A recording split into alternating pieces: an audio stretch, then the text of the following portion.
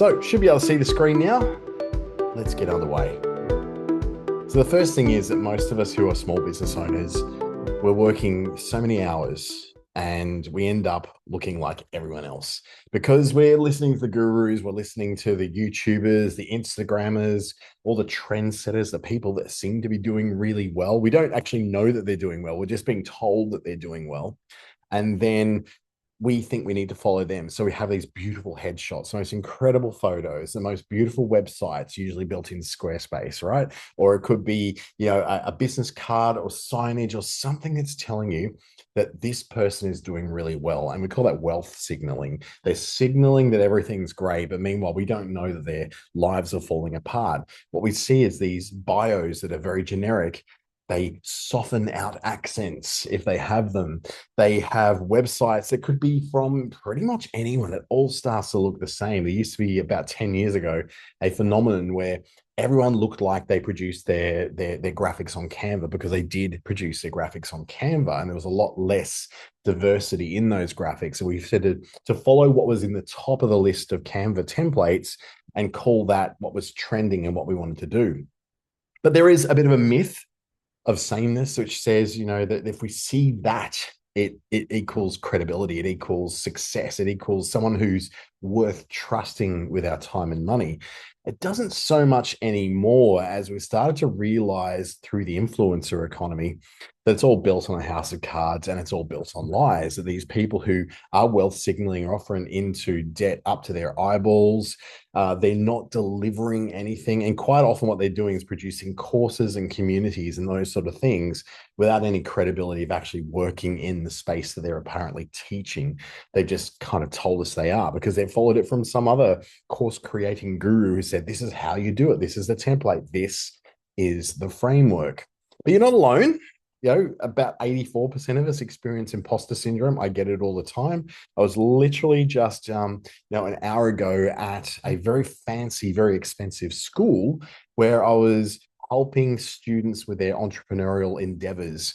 And I walked in there feeling like having gone to public schools and having been in a very modest background myself, walking there with all my level of the things that make me feel like I'm not good enough and I'm being an imposter being there. 86% of us still feel like frauds, even if we're successful. So I had that today. And by all the measures of what people usually think success is, I probably got that. But I still felt like a fraud. I still felt like I didn't belong there. But the kids there didn't think of anything. They just saw me as an expert who was brought in on a particular thing that they wanted to learn. So they didn't see that. It was all in my head. That doubt doesn't go away just because revenue is starting to grow. And you probably notice it, if anything, when the money comes, the insecurities actually get further exposed because then we've got something to lose. What if I can't keep this going? Or in some of our cases, we actually lost that stuff. We lost that money and we're struggling to come back from it because of various reasons. The thing is that the part of you that feels a little too much, a little too soft, a little too strange, a little too ethnic, a little too loud, too niche, too queer, too old, too young, too fat, too thin, you name it, that's usually the most attractive thing about us. It's the most commercially valuable thing that we have in our filing cabinet. And we've been filing it under weakness, right? I do that, a little too queer, a little too overweight, a little too over the top sometimes, a little too scattered, too ADHD, that's for sure. And I filed all that under weakness and I hid it, I suppressed it. I would apologize when those things would come out. Where it actually belongs is in the brand. It's right up front and center, very visible, right in the middle of what people actually see about you, which is the complete opposite of what everyone's taught us all our lives, which is to be ashamed of our shortcomings. Our differences were something to be pushed down as we all became suit wearing clones walking through London, Sydney, Melbourne, New York, and Perth. We just had to be like everyone else. That's why we went to university. That's why we went to schools, to become just like the people before us. Except that most of us well, I'd say all of us who are on this webinar today and everyone who will watch this, we're outliers. And the funny thing about outliers is they're not really outliers. Everybody's an outlier in some way, shape, or form. We just feel like we can't bring it because our outlying is too much, too ADHD, too unfocused, too desperate, too, and the too old, too young thing comes up quite a lot. Yeah, there I was today, though, advising 14-year-olds on what to do with their future entrepreneurial endeavors and thinking that I was too old to speak to them. And they were thinking they're too young to succeed. Our individual insecurities met each other in a room. What has changed is that this whole generic sameness is now happening at scale because of AI. It has killed the polished and generic because it's become so overdone that everyone literally looks, sounds, and speaks and preaches the same. The old playbook was to be safe, after all. It was to be professional and it's do stuff that you spent years perfecting and creating and polishing and getting rid of all the sharp edges. But the new reality is that anyone with a chat GPT subscription right now can pretty much write the same thing as I can, as what you can, as what anyone else can.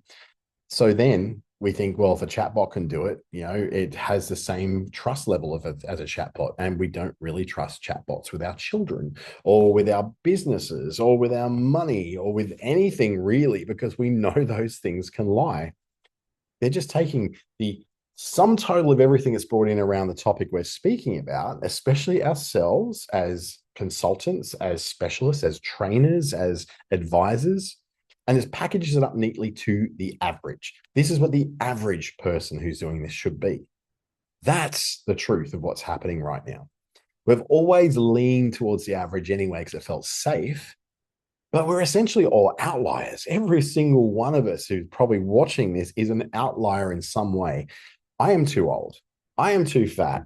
I am too crazy. I am too all over the place, too unfocused. I travel around the countryside, swanning around in, I think, hotel rooms and all that sort of thing. I'm too unfocused and too not present. I'm not from there. I'm from here, but the reality is not from anywhere.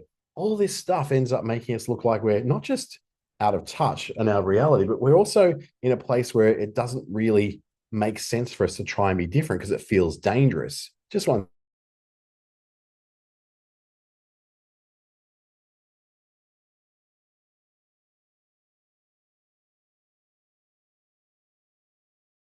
That's the beauty about being with a in a hotel room, is that housekeeping knocks at the door at the most inordinate of times.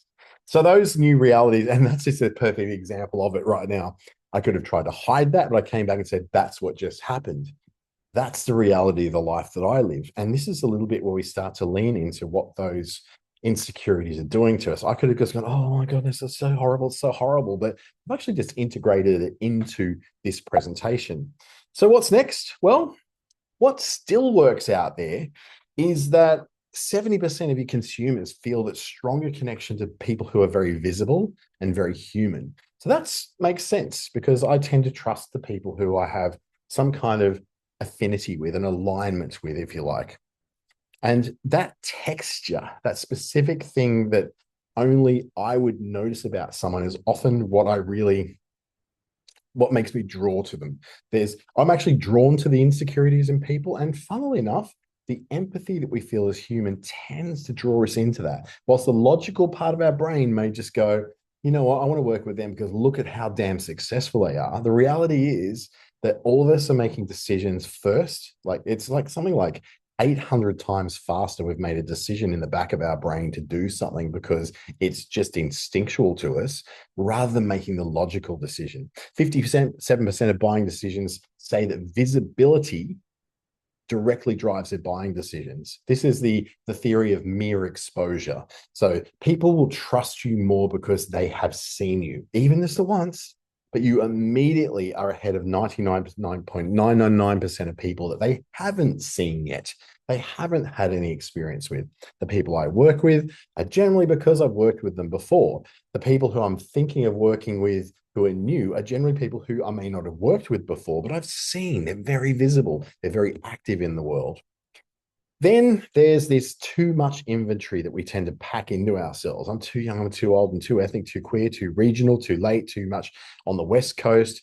No one on the East Coast wants to hear from me. I'm too much on the East Coast. No one on the West Coast wants to hear from me. I'm too Australian. I'm too out there. I can't talk to any Canadians or Americans. I'm too niche. I'm too weird. I've got the wrong hair. I've got no hair. I've got big ears. I've got blue eyes. I've got brown eyes. Look, there's always going to be a reason for it. In 2026, this difference All those too much things are the only thing left that we've got that's unique. Everything else, the materials, the internet, the visuals, the headshots, the logos, the colors, someone somewhere has done it all before. So the only thing we can do is reframe all that into who we are. And that means often bringing the not so nice bits of ourselves forward from being sort of pushed down and put in the back cupboard to being now what's in the front of the house. So every item on that list is a description just of one thing, which is difference from the average. I don't know. I don't like working with average people. I like to work with people who are beyond the average, that are a little bit different, a little bit crazy. The reframe could be if you've got an accent that doesn't seem to fit into the environment you're in, that makes you recognizable. If you've got the crazy blue glasses, the green glasses like my other ones, that's the thing that makes you memorable. You starting late in life at a business becomes a point of difference where you say, well, I've got relevant lived experience, and that relevant lived experience can be something which sets you apart from others. The overthinking is mental rigor. It means you are careful, you're very thoughtful. Every decision you make is very strongly considered. Your niche, which is previously seen as potentially a limiting factor, is actually now a category that you own. So instead of perhaps being a migrant woman who has an accent, who's doing business consulting, you become a migrant woman doing business consulting with an accent who works with other migrant women who are an accent and need consulting from a business consultant.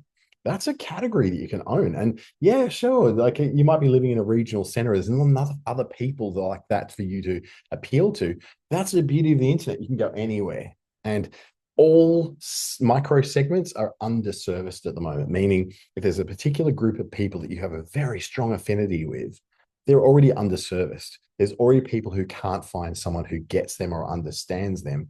Now, there's one thing I've worked with an ADHD entrepreneur about 2 weeks ago in Darwin, and she was just like, "Oh my goodness, you understand me, you get it, you know the crazy." And I said, "I can follow the crazy because I got the crazy too, girl." And so we then connected over the thing that made us unattractive and unworkable and crazy and messy. It worked because we got each other. I understood every word she was saying because I could see it through the lens of my own neurodiversity. Your weirdness is a memorable filter. It makes you the person who is recognized as outstanding in a world of clones that all wear the same, do the same, look the same, and act the same, and say the same thing. So think about this. Castle has a moat around it to protect it from invasion or being ransacked, right? Your identity is your moat. Nobody else has the specific set of experiences you've had, all the things you've had to overcome, the things that you class as your sense of humor or the way that you approach problem solving. A competitor can't copy this stuff with a ChatGPT prompt. All they can do is try and approximate it, but when they go to communicate it, it comes off as fake and insincere because we know damn well it's not them, because they've also put a lot of themselves out there, which doesn't match any of that stuff. So the definition of moat really is this advantage that's so personal, so close to you, it's so much part of your lived experience that no tool, no ChatGPT, no Gemini, no Claude code can ever replicate that thing about you, right? That's the thing that you bring. Your stories, your examples, your client results are all yours. They're all part of you. The way you approach it is because you have a specific way of thinking, whether it's neurodiverse or whether it's neuro normal or whether it's, based upon your medical training or based upon your training as a classical Greek translator. It doesn't matter. Those things bring the uniqueness into what you're doing. That means that, yeah, sure, you might come to the same conclusion, but the way you explain it really appeals to someone who's also gone through that level of difference that's not the same as the norm. Different is good, like Aldi, right? Good, different. So the stereotype loop that we get caught up in, unfortunately, means that a lot of us who are particularly one-person businesses, we build our professional identity in opposition to the stereotype that we read through as kids. So that would be, for instance, we watched the movie called Wall Street in the 1980s and believed that that's how all businessmen operate. We saw an angry person down at the corner shop in the 90s who used to talk to us. We believe that that's what people should be like. We watch people in suits wandering aimlessly through trains in major cities, going from office to coffee to office to coffee, and thinking that is the way the professional acts. That's just the way they act. Doesn't have to be the way you act, and you don't have to fit into that. Because I don't know if you've just noticed, but not everyone really wants to be that anymore. It's actually people are starting to want to be something different, something special. We all want to be special because we grew up all being told we're special, we're unique, one of a kind. And then we spend our lives trying to be someone who's not one of a kind, not special, not different. So the problem is being in argument with a stereotype is still being defined by it. If you're trying to fight off the stereotype of the kind of person you are, then you are being defined by that. So what we do as sharp entrepreneurs is we drop that argument entirely. We get out of this argument with ourselves about the things we're supposed to be, and then we step into something that's a little bit different and a little bit better, namely vulnerability used well. Vulnerability has really, really good usefulness if it has these three traits. It has to be firstly specific. It's not, oh, I struggled as a child to understand things. Oh, I've always never had money. It has to be really, really precise, a real moment where you go, I lost everything. I came out of this losing everything because my funding disappeared, or for some reason I had a bad run in with a business partner, or my landlord completely pulled the rug from me. This can't be vague. It can't be so relatable to so many people that it becomes actually relatable to no one. It has to be specific to be your story. And every one of us has some kind of moment of either suffering or breakthrough, or coming through against the odds. That's very much our story, but it also has to be relevant to what our customer needs to know about us, right? If they go, well, if I play the failure card very well, so I talk about my failures constantly, all the time, not because I want people to feel sorry for me, not because I need to somehow disqualify myself from people who don't want to work with failures, but because I want to show that despite those failures, here I stand. Despite those things happening and falling down, sometimes of my own fault, sometimes of others, it is still going to be something where I made it through. I still did really well in spite of all that. So that paints resilience. It paints the ability to get creative, to come back. And in case you hadn't noticed, a lot of people have failures in their lives. They don't talk about them, but they do have them. So those failures for me, I use because they share a story with someone else. They go, oh, I've had failures in my life. I can understand that. I feel like I can connect with you and I align with you because I want to be more resilient. But your vulnerability also needs to point forward into the future. It can't just look at the past, at what happened. It has to point to something that you do better now as a result of the failure or of the vulnerability. So if you were late stage diagnosed with ADHD as an adult, you can't sit in the I'm an ADHD adult, look at me, woe is me, everything's so hard because of all this. And you can't sit in that forever. What it is, it's the story, but it needs to move on. As a result of that, I've been medicated, or as a result of that, I've now got behavioral changes that have helped me to succeed. I've learned to see my ADHD as something which can be used when channeled really well into amazing creativity, but the bits that made me very scattered and all over the place, those are things that I've now been able to push down. Those things don't affect me anymore.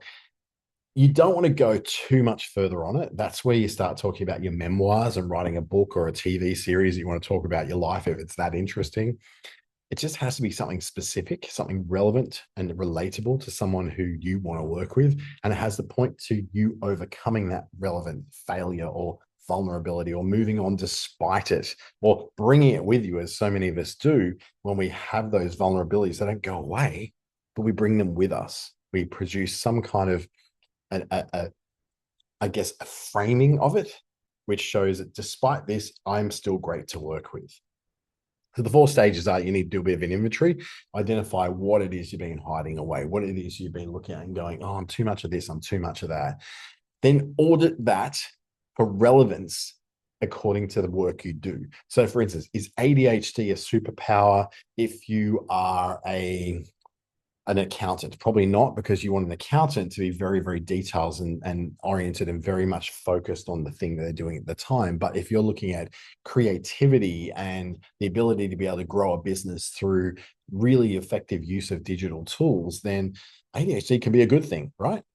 Or likewise, if the inventory says you're too old, well, that's beautiful, because there's going to be people who really don't want to work with 19-year-olds. They want to work with people who've had lived experience, because they too have had lived experience through life. So audit for what those things match. If you are a 55-year-old woman, well, I can almost guarantee you that other 55-year-old women would probably want to work with you, because they can relate to that. They're not feeling like there's someone preaching to them from another era. They're talking to someone who gets their cultural references. And then you let those things show up in that next stage.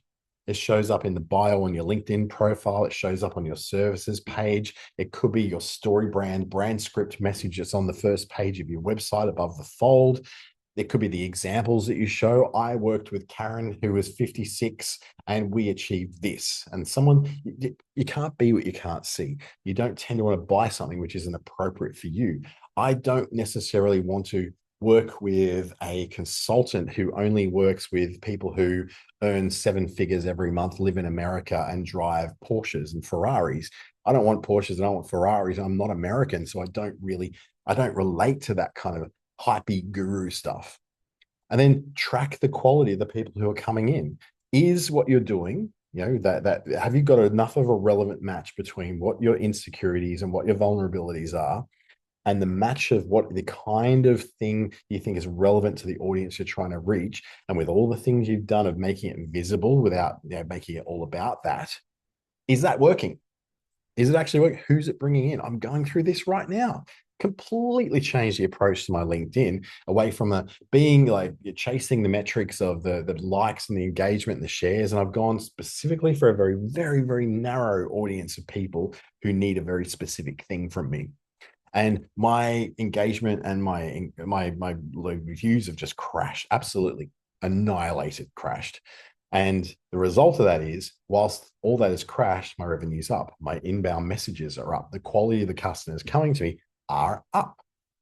There is an advantage if a regional, for instance, if you're a founder in in the outback in, let's just say, Alice Springs or even Darwin, when you flatten your voice and your sound and the way you present yourself to sound more like someone in Sydney, you're making a really big mistake, because those thing about your accent, about your look, about your way of thinking, that's the moat. I've worked with a woman who is from Central Australia, and she got the broadest ochre accent. And I tell you now, I love listening to her because the stories sound familiar to me. The approach feels like I'm talking to someone who doesn't do airs and graces, right? I don't want airs and graces. I want someone to tell me as it is. So I will go to her to get a consultation on those things, because I don't see her ochre approach and her, working with the blokes all day as being a liability to overcome. I see it as her brand and the thing that makes her very unique and gives me a perspective I otherwise wouldn't get from some overpaid KPMG consultant in Sydney. Recognizable people who actually recognize you within those things beats polish every time. I don't want to be a CEO. I want to be chosen for who I am, not for the brand that I sit under. Perfect is replaceable. It's generic. It's the thing that everyone just looks past. Perfect is a TV ad that you don't remember, a radio ad you don't remember hearing, an online banner ad that is just got every visual element absolutely perfect that you never actually saw because you scrolled past it. But recognizable stops the scroll. Recognizable and different will always stop that scroll, because it isn't replaceable. It is unique, one of a kind. And there's a part of us that wants the unique, one of a kind thing. So the goal of you as a brand is not to look perfect, which is a massive release, a massive weight off your shoulders. It's to be recognizable for who you are and what you do, and the very specific, sometimes odd way that you may do it as well. So what I'd like you to do is to continue that learning project. I've got a QR code there for you. And if you registered on Eventbrite, I'm going to send you through the link to this as well. It's a interactive guide that takes you through all this. So I'll leave this up for a little bit longer, and it's got lots of pieces that help you work through that. And I'll show you what that looks like. Now, if you've missed this, it's okay. You can get it in the replay. But go into the guide right here. It's a bit of an interactive guide where it's got the information, but it's also got a place where you can look at that, all those things you've thought about yourself. So too old, yeah, too queer, yep. Too quiet sometimes, too niche, definitely. I would say too unqualified, too late to this, too broad, or yeah, definitely too. I've got a lot of them. Too not from here. No, not so much. Maybe a little bit. Too tradie, too creative, too weird. Definitely. And I look at that now is that's not a list of problems, it's your brand asset inventory. How can I turn too old into an asset? How do I turn too queer into an asset? Too niche, too weird, too unqualified? How do I make those strengths? And then you work through, and here's a few in here, right? So tab of the weaknesses, and I'll flip it over, and that's the brand asset. So the thick accent, right? Feels like a viability in every meeting. Let's flip that. It's actually instant recognizability. The voice is the single hardest thing to fake in 2026, even with all those voice fakers. Because when you turn up to a meeting with that person, if they don't sound like they did on online, well, then there's no trust there at all. I started too late and too old means you actually have relevant lived experience. I'm not from a big city. Actually, I've got a very real and very realistic point of view. I overthink everything becomes, well, I think with rigor, a rigor that the client can feel and trust. Or you can say, not just rigor is not a word we use a lot in Australia. Perhaps it can be accuracy, attention to detail. I'm too niche really means I own this category. I'm a bit weird means I'm memorable. All the things we're looking at before. Work through this, look at these questions, answer them honestly. And then what we do is basically here's those 4 stages you can work through on your own time. So you just look at those stages, work through them all. And then here's a bunch of prompts to do on paper this week to actually get you. So, what are the 3 things about yourself you never put on your website and LinkedIn because you thought they'd make you feel smaller? Then ask, how would knowing this make a good client trust me faster? Work through those questions and where your brand currently sits at the moment. I think I'm very unpolished and specific. Some people say I'm very, very polished. What you want to do is aim for the bottom right, unpolished and specific. The smartest square in 2026 sounds like a person says something only you'd say. It's imperfect, it's recognizable, it's hard to copy. This is the win. That's where you want to go. So that's part of what you'll find in that. So I'll just bring that back up on the screen so you can scan that quickly on your phones or just get a bookmark. I will send this through, and this will be online in the next hour or so on YouTube for you to be able to see as well.